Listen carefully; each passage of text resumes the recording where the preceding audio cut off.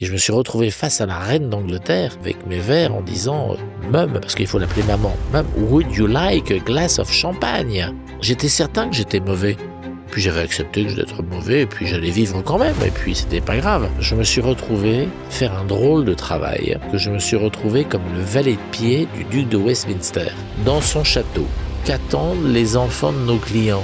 Il y a des gens qui ont un niveau de service chez eux qui est supérieur à un hôtel. C'est incroyable. Donc c'est vrai qu'il y a beaucoup de gens, quand ils sont engagés chez nous, me disent « Ben oui, mais moi, le week-end, je réponds pas au téléphone. » Je dis « Ben écoute, mon grand, il va falloir t'y mettre parce que on loupe des opportunités, quoi. » Et l'opportunité coûte cher. J'estime que ça fait partie, c'est le prix à payer.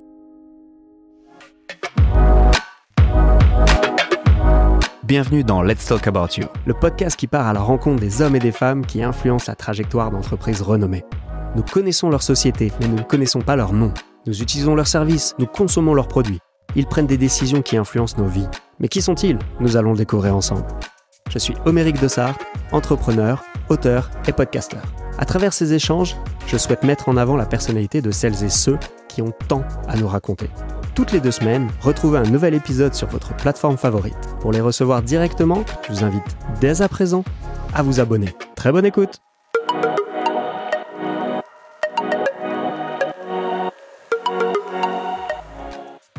Aujourd'hui, on reçoit François Delahaye, COO de Dorchester Collection, le groupe derrière des hôtels mythiques comme le Plaza Athénée à Paris, le Beverly Hills Hotel à LA ou le tout nouveau The Lama à Dubaï.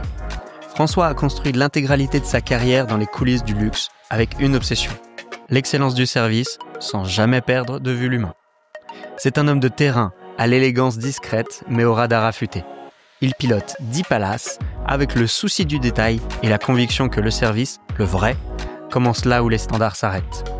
Il parle d'excellence comme d'une obsession joyeuse.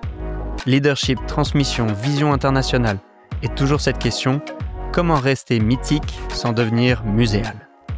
Prêt à parler de son parcours, de management, d'intuition et de ce qui fait un vrai palace aujourd'hui? C'est parti! Bonjour François. Bonjour. Merci beaucoup de nous accueillir dans ce lieu magnifique, mythique, dans une suite resplendissante avec une très très belle vue. François, première question, peut-on se tutoyer? Oui, bien sûr, on se tutoie, Émeric, bien sûr. Merci beaucoup. Je te remercie. La deuxième question que je voulais te demander, c'est est-ce que tu peux nous donner ton état civil? Alors, mon état civil, je suis né le 15 août 1955 à Annelin, qui est un petit village dans le nord de la France, où papa était dentiste, voilà. Et quel est ton souvenir d'enfance le plus lointain?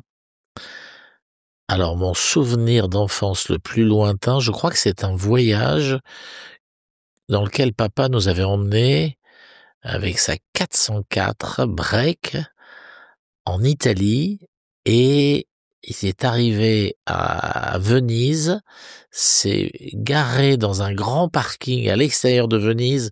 On a passé la journée et quand on est rentré, on nous avait volé les 4 roues. Je crois que c'est ce qui m'a marqué le plus sur l'Italie. Bienvenue en Italie. Oui, exactement. C'était la plaque française qui avait pas plu. Je sais pas, mais les 4 roues, c'était même pas une, 4, les 4 roues. C'était sur des briques, la voiture était sur des briques. Ça reste marqué dans ma mémoire. Surtout que tu as dû retourner à Venise depuis. Plein de fois, oui. Donc, si tu nous parles de ton enfance, tu as grandi dans le Nord? J'ai grandi jusqu'à l'âge de 17 ou 18 ans à Lille, dans le nord de la France, oui, tout à fait. Et une enfance avec beaucoup de voyages, une enfance joyeuse? Une enfance très heureuse, voyage non, assez peu, parce qu'à l'époque, on voyageait pas énormément. J'ai passé tous mes étés au Touquet. Un peu après, on a été à Cannes, certains étés. Mais sinon, en dehors de ça, non, assez peu de voyages. À l'époque, on voyageait pas. Ça se faisait en voiture aussi. Oui, on voyageait en voiture. On est dans le sud de la France en voiture. On est au Touquet en voiture. Donc, c'était un peu les seuls voyages qu'on faisait, oui. Mmh. Et tu fais toutes tes études donc à côté de Lille, à Lille? Oui, alors j'ai poursuivi mes études sans jamais vraiment les rattraper. En fait, j'étais mauvais. J'étais mauvais, j'étais un mauvais élève. J'étais toujours dans mes pensées, j'étais toujours en train de réfléchir et regarder par la fenêtre, et je ne sais pas réfléchir à quoi. Et j'étais vraiment mauvais jusqu'à un tel point que maman, à l'âge de heu, 15 ans, je dirais, pour m'apprendre le sens de l'effort, m'a puni. Donc c'était une punition, et je suis resté à Lille pendant le mois de juillet-août, pendant que mes frères et sœurs, eux, sont partis avec maman, dans le sud de la France, et je suis resté et j'ai travaillé en cuisine. Et en fait, il s'est passé quelque chose à ce moment-là, c'est que, il y a un serveur, du restaurant dans lequel je travaillais en cuisine, qui est venu me voir et qui m'a dit: «Tu sais mon petit, l'œuf mayonnaise que tu as fait, le client a dit que c'était très bon». Et en fait, j'ai réalisé que c'était la première fois qu'on me faisait un compliment. C'était la première fois qu'on me disait que je faisais quelque chose de bien, parce que jusqu'à présent, pour toutes mes études, ça avait été: «Tu ne comprends rien, tu pas focus, tu écris mal». Ça n'était que des reproches, et en fait, j'étais certain que j'étais mauvais, et puis j'avais accepté que d'être mauvais, et puis j'allais vivre quand même, et puis c'était pas grave. Et puis, jusqu'au moment où j'ai repris confiance en moi, et donc maman m'a envoyé faire une école hôtelière en Suisse, et suite à cette école hôtelière, elle m'a envoyé en Angleterre parce qu'elle s'était rendue compte que, d'avoir choisi, l'industrie, hôtelière était bien, mais que il fallait absolument parler anglais. Donc elle m'a envoyé dans une ville dans le nord de l'Angleterre, à Chester, où il y avait pas trop de Français, parce qu'à Londres, c'était, entouré de Français, bien sûr, heu et en fait, je me suis retrouvé à faire un drôle de travail. C'est-à-dire que je me suis retrouvé comme le valet de pied du duc de Westminster, dans son château. Ce qui fait que j'ai rencontré des gens absolument incroyables. Par exemple, le jour du mariage de la fille du duc de Westminster, qui s'appelait Leonora, eh bien, je me suis retrouvé dans une salle avec, un petit buffet avec des coupes de champagne et des bouteilles de champagne, à attendre que dans la salle juste à côté du château se terminent les photos officielles du mariage avec le marié et la mariée, donc la fille du duc de Westminster qui se mariait avec Lord Lichfield, qui était un photographe à l'époque, qui était le cousin de la reine. Et en fait, sur la photo officielle dans le château, il y avait la reine. Et quand on dit la reine, je pense pas à la reine de Belgique, la reine de Suède, c'est la reine d'Angleterre, c'est-à-dire Élisabeth était là, Élisabeth II, et sa maman, la reine-mère, il y avait sa sœur, la princesse Margaret, la princesse Anne, et j'étais, moi, en fait, en face à ces gens, quand la porte s'est ouverte, à leur servir, du champagne, et je me suis retrouvé face à la reine d'Angleterre, avec mon plateau, avec mes verres, en disant, «Mum», parce qu'il faut l'appeler maman, «Mum, would you like a glass of champagne?» Et elle m'a répondu en français, parce qu'elle parlait mieux français que moi, mais avec un grand plaisir: «Merci beaucoup, c'est gentil», et j'étais particulièrement impressionné. Donc ça, c'est un autre moment important de ma vie, où je me suis retrouvé dans un château entouré de tableaux de grands maîtres et de gens excessivement importants, et ce qui m'a fait, envie de rester et d'embrasser ce métier de l'hôtellerie, afin de recevoir les grands de ce monde dans les palaces dans lesquels maintenant je travaille. Donc ça a été un peu le déclencheur de cette passion, parce que je suis passionné par mon travail, et c'est vrai que à la suite de ça, le directeur de l'hôtel m'a fait rentrer pour faire un management trainee dans une société qui s'appelle Savoy, et donc j'ai travaillé pendant 2 ans dans le groupe Savoy. À la suite de quoi, je suis parti à l'armée, parce que il fallait, quand même travailler, aller à l'armée pendant 1 an, où j'ai travaillé dans les transmissions à Compiègne, et puis, ensuite, je suis rentré dans un groupe qui s'appelle Sofitel, dans lequel j'ai travaillé pendant 9 ans à Paris, à Marrakech pour faire l'ouverture du Sofitel Marrakech, et ensuite enthousiasmé par ce côté étranger, ce côté voyage, eh bien, j'ai accepté de partir à Bamako, au Mali, où là, j'ai travaillé et à Bamako et à Mopti, à Tombouctou, dans des relais pour Sofitel.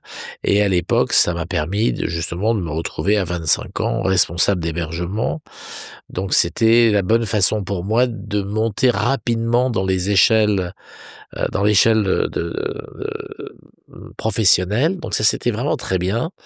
Ensuite, je suis rentré à Paris. Toujours pour Sofitel, j'ai encore travaillé pendant 3 ans avant de quitter et de travailler encore pendant 9 ans dans un autre groupe qui s'appelle Warwick, pour lequel j'ai travaillé à Paris, au Westminster rue de la Paix, puis comme directeur de l'hôtel, puis j'ai été envoyé par le propriétaire à Hong Kong, où je travaille pendant 1 an au Warwick de Chen Chao.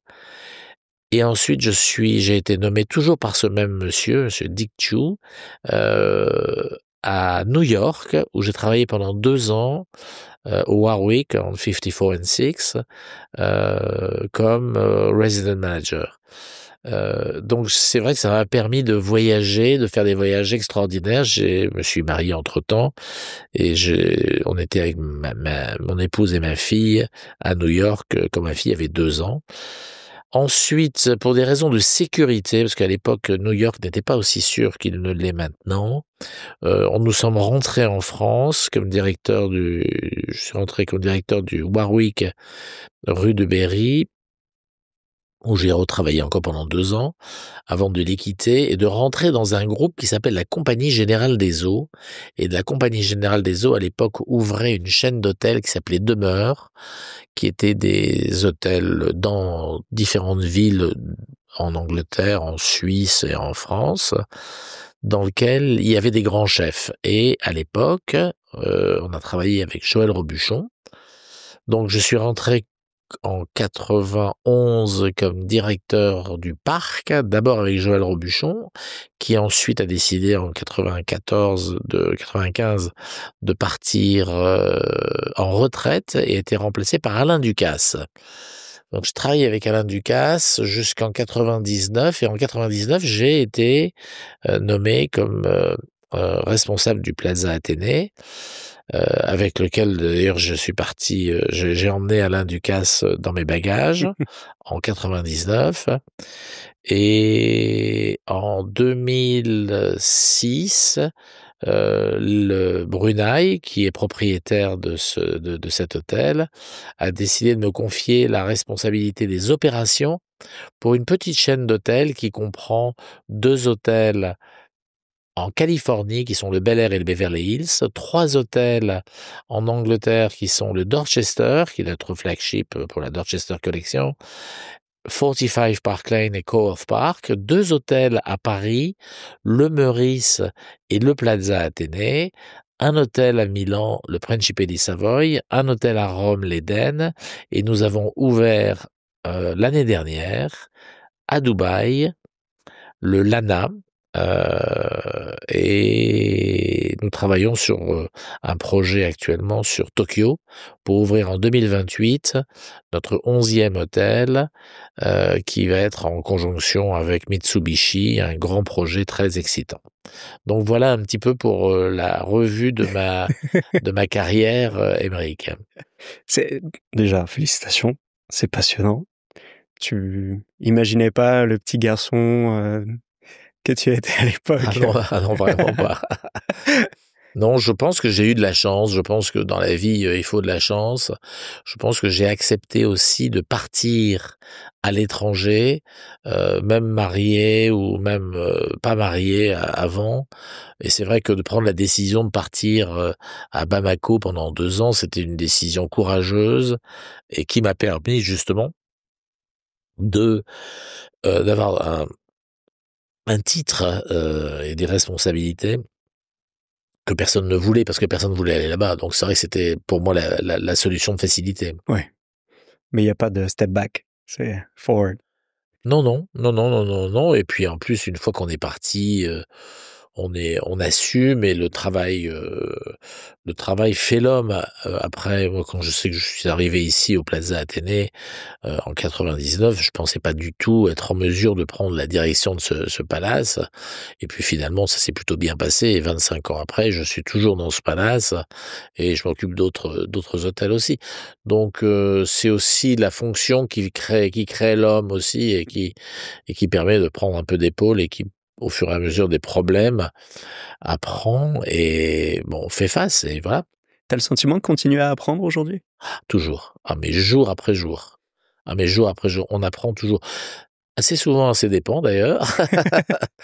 Mais oui, tout à fait, on apprend parce qu'on rencontre des clients, on rencontre des fournisseurs, on rencontre des propriétaires qui ont tous des besoins différents qu'il faut essayer de satisfaire. Donc non, c'est particulièrement fascinant comme métier parce qu'on ne sait jamais de quoi la journée va être faite. On a des situations de conflits, des situations tendues, des situations compliquées à résoudre les unes derrière les autres sans qu'on sache comment ça va arriver et quand ça va arriver. Donc c'est particulièrement intéressant. C'est un métier d'accueil, de trouver des solutions et puis c'est quand même dans des locaux, dans des endroits particulièrement jolis, toujours bien placés dans les villes dans lesquelles nous sommes placés, avec des grands chefs, des chefs pâtissiers, des grands professionnels avec qui on travaille, des gens passionnés de ce métier. Donc c'est fascinant. Tu es basé principalement ici à Paris. Comment est-ce que tu fais pour gérer l'ensemble de cette chaîne? Alors, d'abord, on est quand même assez structuré. J'ai un bureau à Londres, je fais beaucoup d'allers-retours. J'ai un bureau à Paris, je paie mes impôts en France.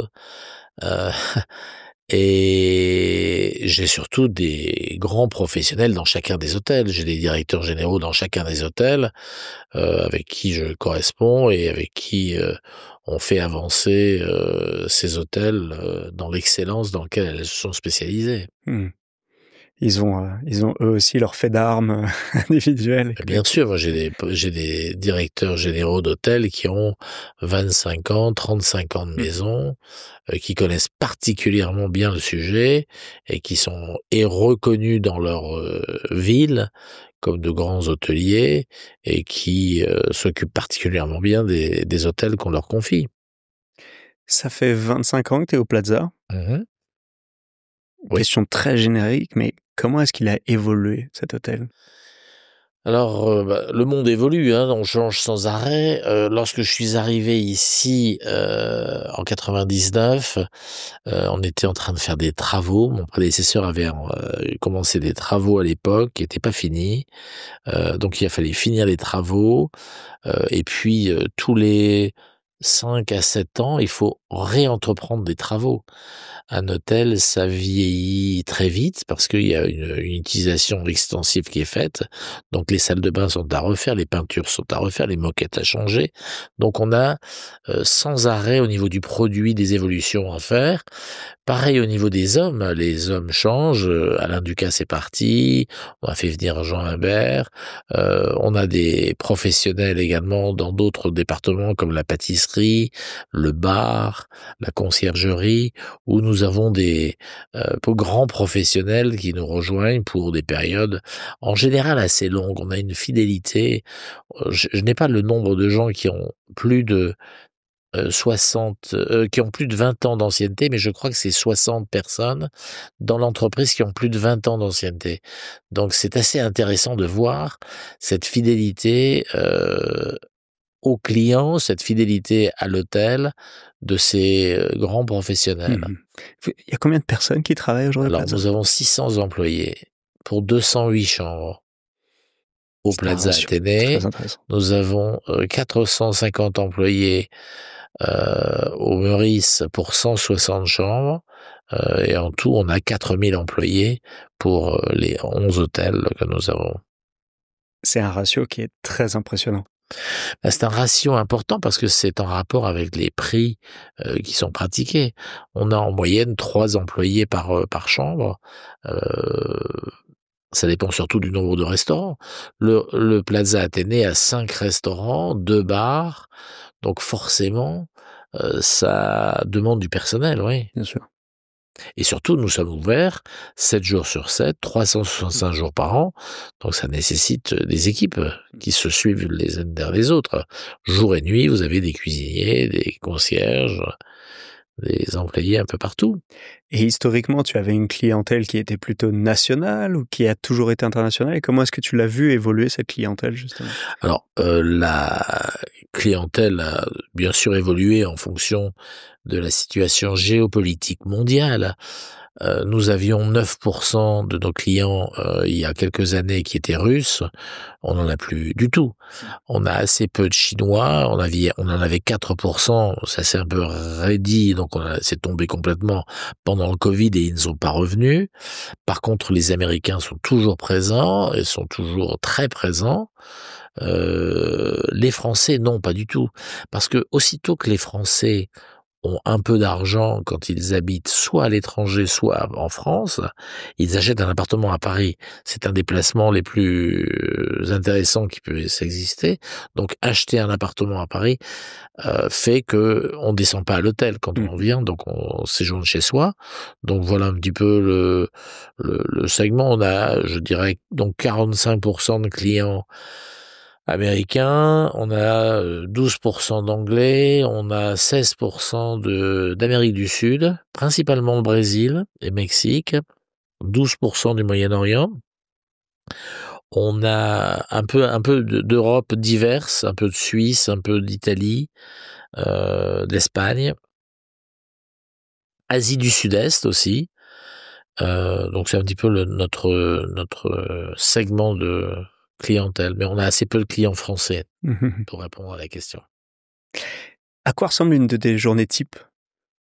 Si ça existe. La journée de type, oui, bien sûr que si. C'est en général un petit déjeuner avec des clients ou des fournisseurs ou des agents de voyage ou de la presse. Parce que ça me permet tout de suite d'avoir un rendez-vous fait.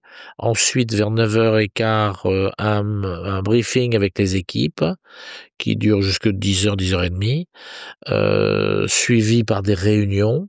Ma journée s'articule assez souvent avec des réunions, un déjeuner, presse, un déjeuner client, un déjeuner agent de voyage. L'après-midi se déroule de façon ensuite avec des réunions, des visites d'autres hôtels. Par exemple, je vais aller faire un tour au Meurice. Ensuite, assez souvent de dîner. J'ai beaucoup de difficultés à ne pas faire petit déjeuner, déjeuner, dîner. C'est très compliqué parce que j'ai beaucoup de gens qui veulent me voir, donc c'est vrai que c'est un peu compliqué. Beaucoup de voyages aussi. Là, je suis posé hier de Los Angeles où j'étais depuis une semaine. Il y a un mois, j'étais dans un long voyage où j'ai passé un mois au Moyen-Orient, où j'ai fait plusieurs villes, bien sûr, plusieurs pays. Et directement de Dubaï, où nous avons notre hôtel, je suis parti sur le Brésil, où là j'ai passé une semaine pour un salon aussi.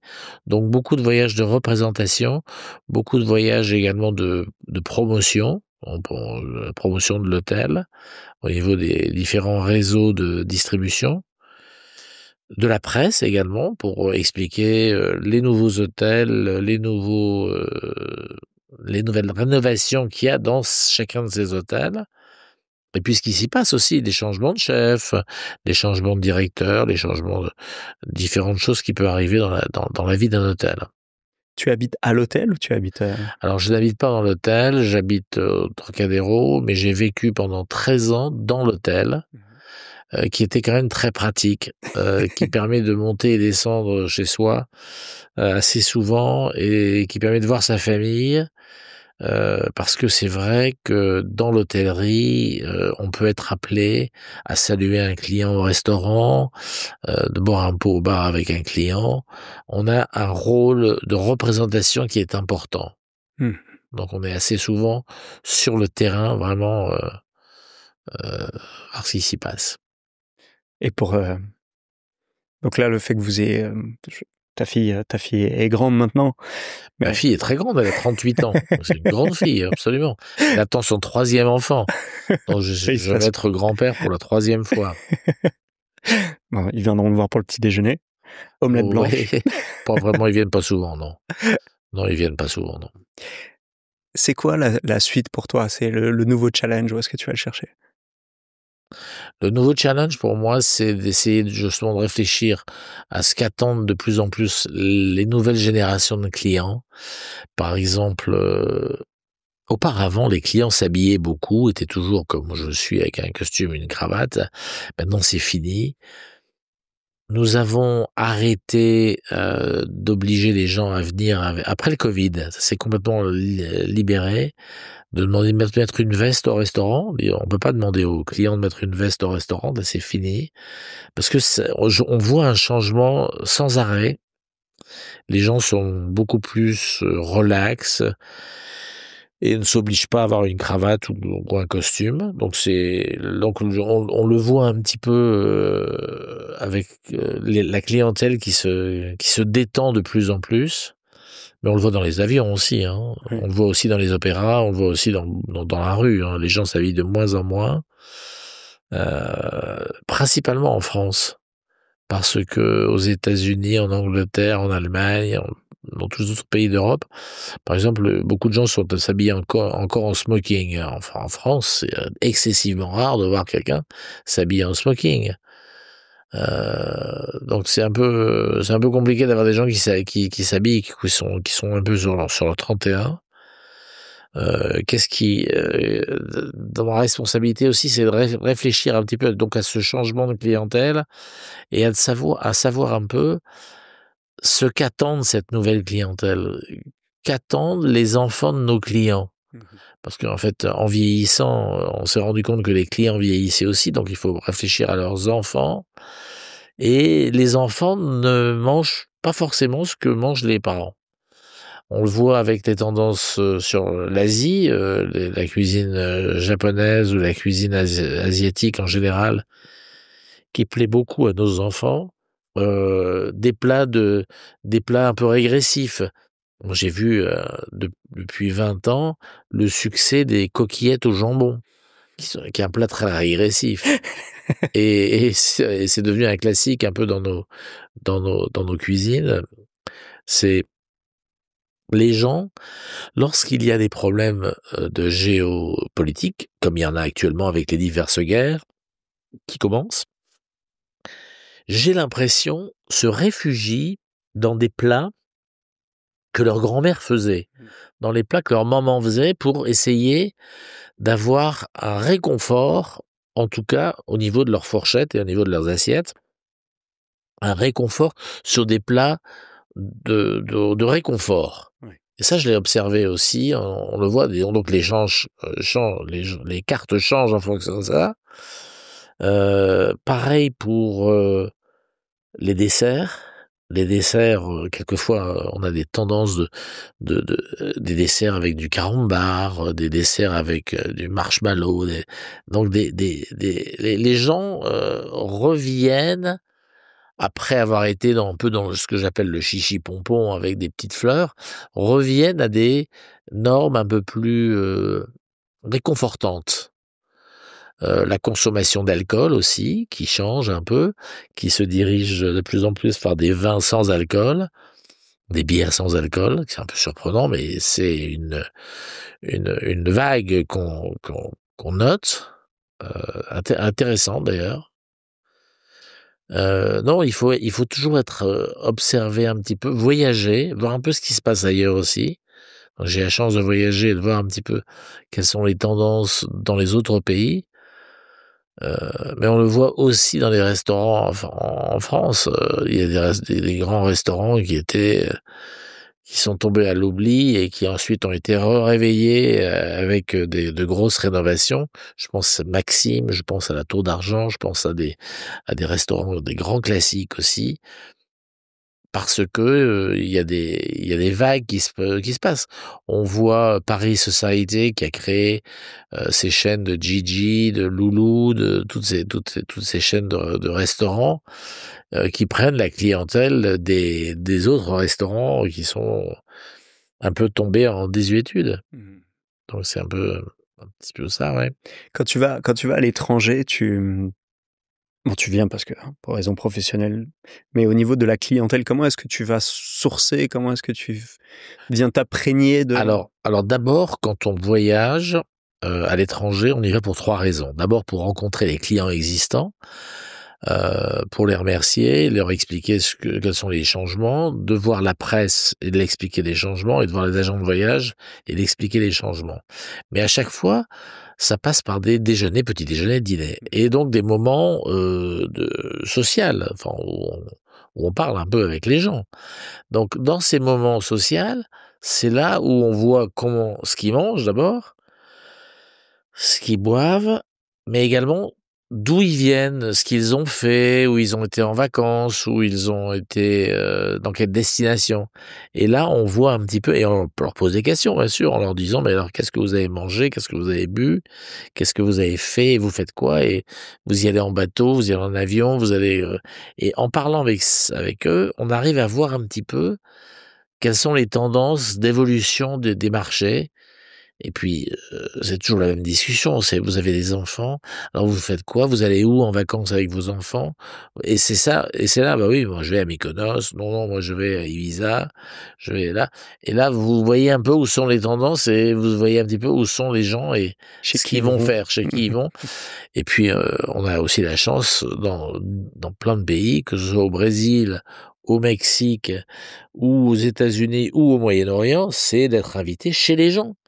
Et là, on voit chez les gens, déjà, quels sont les intérieurs chez eux, ce qu'ils ont comme maison, l'écran de télévision qu'ils ont, la chaîne hi-fi qu'ils peuvent avoir, on voit les voitures qu'ils peuvent avoir. Donc on voit un petit peu l'évolution des tendances chez ces clients. Et recréer un petit peu de chez soi quand on voyage, quand on va à l'étranger, avec un service aux petits Alors oignons. alors ça, c'est très, très vrai ce que vous dites. C'est pas tellement la décoration, mais c'est surtout le service. C'est-à-dire que il y a des gens qui ont un niveau de service chez eux qui est supérieur à un hôtel. C'est incroyable. Ce qui veut dire que leurs propriétaires, quand ils descendent dans des hôtels, eh bien, ils veulent ce même service. Ils veulent ces mêmes, cette même déférence, cette même attention qu'ils sont en droit d'exiger quand ils payent leur facture, quoi. Ça veut dire que si j'ai mon chef personnel, il y a une deuxième cuisine qu'il peut utiliser pour... Absolument. Ouais, Ah ça, il y a aucun problème. On a d'accord. beaucoup de clients qui voyagent avec leur cuisinier, principalement des clients qui font attention à leur santé, qui veulent pas aller au restaurant, pas être tentés, donc leur Pas de cuisinier coquillettes aux jambes. continue leur régime. Donc c'est des clients qui viennent avec des professeurs de Diététique, nutritionniste. nutritionnistes, ouais, tout à fait. Et en parlant de santé, comment est-ce que toi tu fais attention à ta santé avec tous les voyages que tu fais? Je n'écoute pas trop ce que me dit mon corps, parce que sinon j'irai me coucher là, parce que je suis en plein décalage horaire, donc j'irai me coucher tout de Ça suite. se voit absolument pas. Mais je m'écoute pas trop, parce que je trouve qu'on a une tendance, si on s'écoute, à toujours vouloir aller se coucher et se reposer. Donc non, il faut se lever, il faut aller prendre une douche, et puis il faut avancer, quoi. Faut pas trop écouter son corps, quoi. D'accord. Il faut faire attention quand même dans les voyages à pas boire d'alcool. Ça, j'essaie d'éviter l'alcool. Éviter les pâtes, éviter le pain, éviter tout ce qui peut faire grossir, quoi. Donc tu as déjà eu le rendez-vous avec le nutritionniste? Non, pas vraiment, non. Non, pas vraiment, mais j'essaie de faire attention, quoi. Parce que c'est vrai que c'est un danger de trop manger. C'est vrai que je suis un peu trop gros, mais bon, c'est partie aussi du job aussi. Puis c'est un des derniers plaisirs qui me restent, donc on en profite aussi. Puis c'est sympa aussi. On peut pas parler avec un cuisinier et puis pas manger sa cuisine. Bien sûr. On peut pas discuter avec un chef pâtissier en refusant de manger ses gâteaux. Donc c'est vrai que c'est compliqué. Puis j'aime bien ça aussi. Je peux pas m'en cacher, quoi. J'aime bien l'art de vivre à la française, et c'est vrai que de le mettre en avant grâce à ma profession, c'est plutôt sympa. Tu fais quoi pour comme hobby ou pour te détendre? Alors je fais du sport, j'ai un coach qui vient me chercher à 7 heures du matin chez moi et qui m'entraîne à faire de la boxe et à faire des pompes et à faire des abdos. Je passe mes vacances avec mes petits-enfants, ça c'est quelque chose d'important pour moi. Téléphone éteint? Non, pas du tout. Mmh. Non, téléphone toujours allumé, non, téléphone toujours allumé. Non, pour moi, j'estime que ça fait partie, c'est le prix à payer, faut pas. Donc c'est vrai qu'il y a beaucoup de gens, quand ils sont engagés chez nous, me disent: «Ben oui, mais moi, le week-end, je réponds pas au téléphone». Je dis: «Ben écoute, mon grand, il va falloir t'y mettre, parce que si les clients, on leur répond pas, ben ils vont appeler quelqu'un d'autre. Ouais. Et si votre concurrent lui répond, ben ils iront ailleurs. Bien sûr.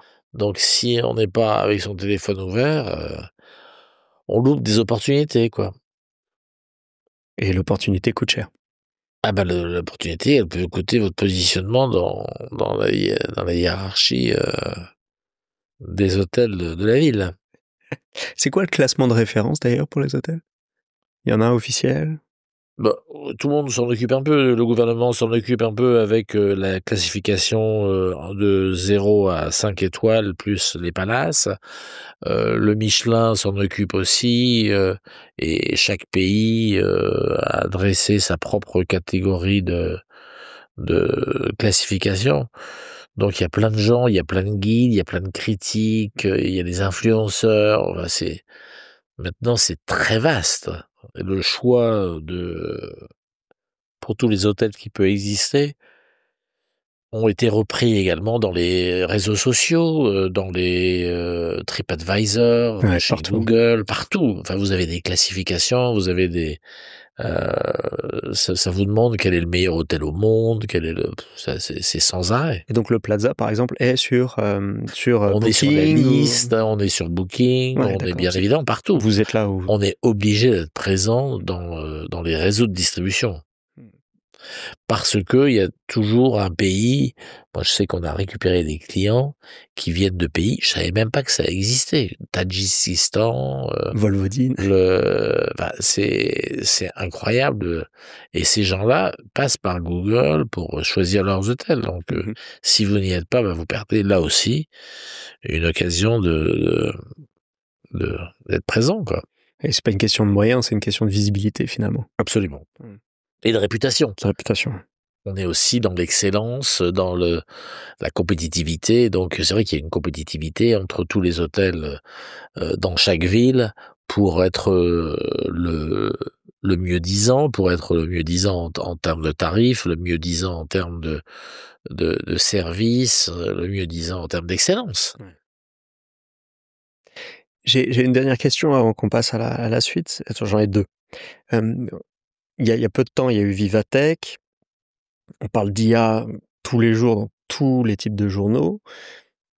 Comment est-ce que tu vois, toi, l'impact de l'intelligence artificielle dans le métier? Alors, elle est déjà assez présente parce que nous avons mis un système qui est basé sur beaucoup d'intelligence artificielle, qui s'appelle Nexus, et qui collecte les données de nos clients dans les règles Du RGPD, bien RGPD. sûr, et qui récupère ce que les clients aiment bien avoir quand ils séjournent dans un hôtel, au niveau des amenities qui sont posées sur la table, au niveau de ce qu'ils boivent, au niveau de ce que peut euh, avoir dans leurs assiettes aussi, au niveau allergie, au niveau, donc on marque tout ce que les clients aiment, n'aiment pas, ou sont allergiques, afin d'essayer d'avoir, à chaque fois qu'ils séjournent dans un de nos hôtels, ces références, la photo, et on récupère aussi sur les réseaux sociaux, quand ils les suivent bien sûr, leurs photos, et quelquefois on imprime des photos de leur profil pour les mettre dans des petits cadres dans leur chambre quand ils arrivent, de leurs enfants, de leurs petits-enfants, pour les toucher, qu'on essaie de faire de toucher pour les rendre sensibles et les rendre touchés. Et ça, c'est partagé au sein de l'ensemble des Absolument, c'est hôtels de partagé Dorchester, dans les 10 hôtels. Pour que un client qui séjourne au Meurice quand il va au Plaza, ils aient les mêmes attentions et qu'on fasse attention à eux de façon similaire. C'est de la personnalisation plus. Absolument. On essaie vraiment de personnaliser pour satisfaire le client. On arrive toujours au bout du compte avec un message, c'est qu'est-ce que je peux faire pour satisfaire le client. C'est vraiment ça. Ma dernière question, c'est est-ce que tu as un rêve que tu n'as pas encore réalisé? Un rêve que j'ai pas réalisé, oui. J'aimerais bien aller en Corée du Nord. Pour moi, la Corée du Nord, c'est un pays dans lequel Patrick Herbé, notre ami, a été. Et j'aimerais bien voir ce pays qui, moi, me semble... C'est des aliens, quoi. C'est tellement différent de ce que nous, on peut avoir, tout ce qu'on peut voir, tout ce que je voudrais voir ça. J'ai fait beaucoup de pays. J'ai fait la Chine, j'ai fait le Japon, j'ai fait la Russie, j'ai voyagé énormément dans ma vie. Mais ce pays-là, avec sa fermeture, avec son côté complètement fermé, c'est quelque chose qui m'intéresserait avant éventuellement d'aller dans l'espace, hein, bien sûr. Pouvoir regarder la Terre de l'extérieur, ça c'est une expérience qui doit être fascinante. D'essayer de voir cette planète bleue de l'extérieur, c'est Incroyablement incroyable. Ouais, vraiment, on a beaucoup de chance. Donc ça c'est un des rêves que j'aimerais bien, c'est avant d'aller dans la Lune ou à l'extérieur, c'est d'aller en Corée du Nord pour voir un peu ce pays et ces gens comme ils sont différents de nous. Écoute, j'y suis allé en 2011. J'ai mon livre là, je te l'offrirai sur Corée la Corée du du Nord. Nord. Ouais. Non, Invité par le ministère de Santé nord-coréen. c'est pas vrai. C'est ce que je raconte dans le livre. Et il se trouve que je l'ai là, donc écoute, il est pour toi. Waouh. Et sinon, si tu veux faire du tourisme, il y a Corée Autour, qui est l'agence de voyage officielle, qui t'organise tout. Mais on en parlera en off. Je passe à la deuxième partie, ce que j'appelle le Speed Questionnaire. Je te fais 3 propositions et tu me dis celle qui te parle le plus. Café, thé, jus de fruits. Thé. Quel type de thé? Earl Grey. Matin, midi, soir. Matin. Ton petit rituel du matin, c'est quoi? Thé. Ton Earl Grey, Earl Grey. à bonne température. Avec du lait froid. Pris ici? Non, chez moi ou au bureau, enfin où je suis en voyage. C'est une habitude que tu as appris quand tu étais en Angleterre? Oui, Avec la reine. absolument. Depuis que j'ai vécu en Angleterre, je prends jamais de café. Je prends pas de café. Le café m'énerve. Je suis assez nerveux déjà normalement. Si je prends un café, j'aurai des palpitations, je vais pas être bien. Et puis je serai pas moi-même. C'est-à-dire que je reviendrai quelqu'un d'énervé, quelqu'un de... C'est pas moi. Non, Earl Grey avec du lait Earl froid. Grey avec du lait froid. Ville, campagne, montagne?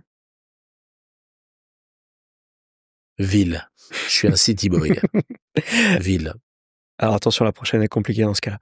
Paris, New York, Los Angeles, Tokyo, Dubaï, autres?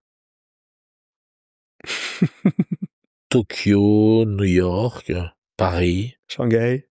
Shanghai aussi. Shanghai est fascinant. Ouais. Moi, j'aime bien les villes. Mm. J'aime bien cette énergie qui sort des hommes et des femmes. Quand on est au coin de la 59e et de la 5e et qu'on voit toute cette vie, l'hôtel Plaza qui est en face, la boutique Apple, je trouve qu'il y a une énergie telle qu'on a envie de devenir le roi du monde, quoi. C'est incroyable cet endroit, cette puissance que donne l'énergie que donne New York. Room service, service au bar ou service à table? Room service, parce que je le fais assez rarement en fait. Ouais, je le fais même jamais, room service. Donc, je dirais room service vraiment. Parce que c'est vrai que on est chez soi, c'est vraiment pour moi le luxe optimal, on est chez soi, on n'a même pas envie de s'habiller, on n'a même pas envie de descendre au restaurant. Allez, room service. Pour moi, c'est du grand luxe. Ouais. Manger dans son peignoir avec ses Voilà. petits chaussons, c'est quand même extraordinaire. œuf à la coque, faux plat ou omelette blanche? Omelette blanche. Omelette blanche. Il paraît que Elle est extraordinaire. j'aurais moins de cholestérol. C'est ce que m'avait dit la faculté. Vin blanc, vin rouge, champagne, vin sans alcool? Ou Vin digestif? rouge. Vin rouge. Vin rouge. Quel type de vin rouge? Plutôt Bordeaux. Une maison, un château en particulier? J'ai découvert quand j'étais à Hong Kong un château qui s'appelle le château Issant, qui est à Margaux, dont je suis tombé particulièrement amoureux. J'aime beaucoup ce château, et même son second vin, le château, le Blason d'Issant, qui est vraiment un vin à Margaux extraordinaire. J'adore. Tu le manges avec quoi? Une viande. Tu le bois, pardon, avec quoi? Une viande plutôt. Mmh. Une viande ou... Non, une viande plutôt. Musique classique, rock, électro, autre? Rock, Un groupe en particulier? Rolling Stone, Beatles. En fait, la musique que j'ai entendue quand j'étais teenager. Tu la gardes avec toi, c'est... Oui, c'est ma petite Madeleine de Proust, absolument. Figaro, Les Échos, Le Canard enchaîné, The Economist, autre? Figaro. Voiture, métro, vélo? Voilà, pas vélo, certainement pas vélo. Métro non plus. Voiture, ça c'était la question? Ouais, Oui, plutôt voiture. Ouais. plutôt voiture. Faire mieux, faire moins, faire autrement? Faire autrement. J'aime pas cette phrase qui consiste à « on a toujours fait comme ça ». Donc pour lutter contre cette phrase « on a toujours fait comme ça », j'aime bien pousser les équipes à faire les choses différemment. Essayer de réfléchir, regardez là, vous avez changé la disposition des meubles, je trouve ça intéressant. Eh bien, c'est bien, on change un peu. Je trouve que dans une maison aussi, changer la disposition des chaises, des tables, je trouve ça bien. C'est se remettre en question sur des choses sur lesquelles on a toujours l'habitude. Je trouve ça plutôt bien. Et pour les réseaux sociaux, LinkedIn, X, TikTok, autre? Instagram. On Je te suis suit sorti- en... Je suis sorti de X, je vais assez peu sur LinkedIn. TikTok, non, c'est pour les jeunes. Je suis pas jeune, donc non. Non, Instagram, j'aime bien Instagram. Je rentre dans la dernière partie, il me reste 3 questions. Est-ce que tu as une recommandation de lecture, un livre, donc un podcast ou une newsletter que tu aimes suivre? Donc, j'utilise pas beaucoup les podcasts parce que je sais pas très bien comment faire. Je sais pas très bien comment aller les chercher. Donc, je sais pas très bien. Je te demanderais volontiers de m'indiquer, plaisir. savoir comment on rentre sur un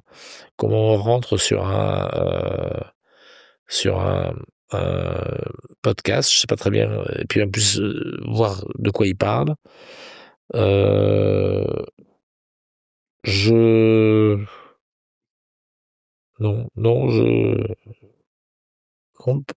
podcast, d'apprendre un peu. Ok. J'apprends toujours, on apprend toujours. Un livre particulièrement, je suis en train de finir, je viens de finir Pilgrim. J'ai fini aussi la semaine dernière toute cette série sur la femme de ménage, qui était assez intéressant, un écrivain, je crois, scandinave. Non, je lis pas mal, je lis beaucoup. Pour moi, la lecture, c'est un sas de décompression entre la vie et tous ses problèmes Mhm. et le sommeil. Ça me permet de me trouver un autre problème, et du coup, je suis dans mon histoire de livre et hop, je pars. Alors, j'aime bien aussi les séries. Les séries comme le Bureau des légendes ou sa traduction. Actuellement, je suis en train de regarder sa traduction. The Agency. The Agency, tout à fait. Je suis en plein dedans, là. Donc, si c'est un bon... ça sert bien de la tête. Là, avec tout ce qui se passe actuellement, j'ai revu la série Téhéran. Ouais. Qui est... Très bien faite. Qui est très bien faite, ouais, tout à fait. qui est assez étonnante. Donc c'est pour ça que je suis... non, je lis beaucoup, je regarde des séries, non, j'essaie de sortir un petit peu. Mais pour en venir à ce qui me plaît le plus, c'est vraiment d'être avec mes petits-enfants. Par exemple, je vais raconter une petite anecdote qui me tient vraiment à cœur. Il y a 15 jours, nous étions tous à table avec mes enfants, mes petits-enfants, et mon petit-fils explique qu'il est en train d'étudier l'Égypte. Donc on l'écoute, et puis mon épouse lui dit, bah tu sais, Pacha, elle m'appelle Pacha, Pacha nous a tous emmenés il y a très longtemps en Égypte. On a visité les pyramides, on est même rentré à l'intérieur de la pyramide, et puis le petit garçon de 10 ans, là, mon petit-fils qui s'appelle Raphaël, me regarde et me fait, mais Pacha, tu peux m'emmener, moi, en Égypte? Alors je lui dis, bah oui, bien sûr, je t'emmène, d'accord, ok. Et puis à ce moment-là, ma femme, ma fille, mon fils me dit, ah ouais, ce serait génial qu'on reparte tous ensemble, vraiment, ce serait un super voyage. Et à ce moment-là, il y a la petite voix de mon petit-fils Raphaël qui fait, c'est mon anniversaire, donc pour mon anniversaire, j'y vais seul avec Pacha. Là, mon cœur a fondu et là, vraiment, c'était trop mignon. Donc, je suis en train d'organiser depuis 15 jours un voyage pour mon petit-fils en Égypte pour lui montrer les pyramides, le Sphinx et la vallée des rois et des reines. Donc, c'est vrai que ça, c'est quelque chose qui me touche beaucoup. Donc, un grand dérivatif de ma vie professionnelle, c'est s'occuper un peu de mes petits-enfants, oui. C'est plus qu'une soupape, là. Ah bah, quand vous avez une petite fille qui s'avance vers vous et qui vous entoure ses bras autour du cou et qui vous dit: «Mon Pacha», C'est magique. vous avez plus aucun problème syndical, de propriétaire, de client qui est jamais content, il y a plus rien, Tout tout est s'efface. effacé. Ouais. Est-ce que tu as un ami ou une connaissance que tu me recommanderais d'inviter sur le podcast? Oui, moi je trouve que c'est plutôt, oui, je pense, à d'autres directeurs d'hôtels qui devraient passer. Je pense, à Vincent Billard qui est, au Crillon, ou à d'autres directeurs d'hôtels, à Paris ou même ailleurs, parce que je trouve que l'hôtellerie, c'est vraiment formidable et on a toujours plein d'histoires, plein d'anecdotes qui nous arrivent toute la journée. Et je trouve que pour les gens qui nous écoutent, ces histoires d'hôtels, elles sont assez fascinantes. Elles font rêver un petit peu. Et puis que les hôtels fassent rêver, ben c'est ce que je cherche, quoi. Et on n'est pas toujours dans des histoires à la Agatha Christie. Ah non, non, non, non, non, non, pas du tout. Puis en plus, on a des histoires amusantes. Moi, il y a une petite anecdote qui me vient en tête là. On avait un client qui s'appelle Jack Nicholson, qui séjourne avec un autre monsieur qui s'appelle Danny DeVito. Et ils rentrent à 2 heures du matin. Ils vont voir le concierge. Ils disent, je peux vous prendre un crayon? Et ils montent tous les deux, alors qu'ils étaient au 2e étage, ils montent au 8e étage et ils descendent à pied et ils font le tour de toutes les chambres et ils rajoutent sur chaque commande petit déjeuner accroché à la porte de chaque chambre un jus de pruneau pour tous les clients, pour faire chier les gens. Le matin, panique à bord au room service. On est tombé en rupture de jus de pruneau. Il a fallu en chercher au Meurice pour aller chercher du jus de pruneau. On est tombé en rupture parce que on avait 2 acteurs qui ont voulu faire chier tout le monde. Donc c'était ça, voilà le genre d'anecdote, pas forcément très gracieuse, mais qui nous arrive dans un hôtel. Donc des anecdotes, on en a. Qu'est-ce qu'ils ont dû se marrer à avoir cette idée? Ah bah oui. Ah mais eux ont dû bien rigoler. Nous, par contre, c'était un peu la panique à bord le matin. Parce qu'on comprenait pas pourquoi tout le monde avait pris. Et puis en plus, les clients, mais j'avais demandé de jus de pruneau. Donc il fallait retirer. Donc voilà. C'est magique. Si on souhaite te contacter, François, quelle est la meilleure manière de s'y prendre? Il faut appeler le Plaza Athénée et puis Prendre demander à voir. Ouais, non, mais de me demander, je suis souvent en Plaza. Ouais.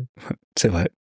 Et tu es très disponible et très réactif. Donc merci beaucoup pour ça. Bon, moi j'aime bien les gens, donc j'ai pas à me forcer. Moi quand je vois des gens, ils m'intéressent, je trouve ça sympa. Je trouve ça sympa, surtout quand ils viennent de pays qu'on connaît pas, avec des cultures différentes, je trouve ça fascinant. La différence qu'il y a entre un Chinois et un Japonais, ils sont tellement différents les uns des autres. Ouais. Ou la différence qu'il y a entre un Français et un Italien. Enfin, je trouve ça toujours très intéressant. Donc non, c'est rencontrer des gens différents, c'est génial. J'ai beaucoup de chance.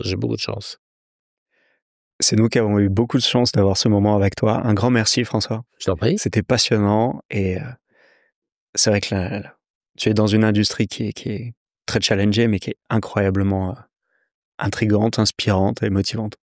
Donc, merci beaucoup. Je t'en prie.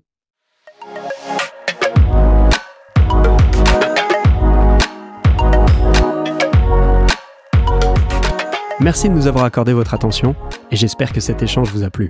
Si c'est le cas, je vous invite à commenter cet épisode sur Spotify et YouTube, mais également à vous abonner sur votre plateforme favorite. Vous pouvez également m'envoyer un message sur LinkedIn, j'y répondrai avec plaisir. On se retrouve dans 2 semaines pour un nouvel épisode.